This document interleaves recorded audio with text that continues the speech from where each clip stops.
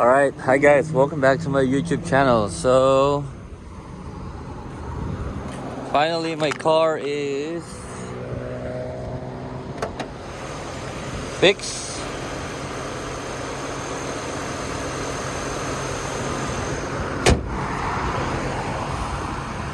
So I always bring my car here. Luis Auto Repair and Tires. He's really nice guy and he always give me a good price to fix my car. So hopefully my car passed the smog because I haven't get the sticker for a very long time, and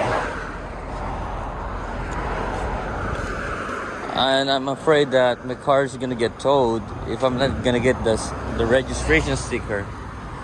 So I'm gonna test drive my car to see if the engine light is still on, and hopefully it's not, so that way I can bring it to the smog shop tomorrow and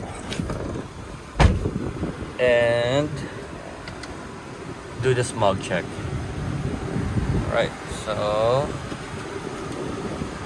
my car is still gonna last for maybe for three to 4 years. I only have 91,000 miles. Still a nice car. It runs good. It runs smooth. So yeah, that's it. I called this car Basura, but I know this car I'm saving a lot of money with this car. So good job, Basura.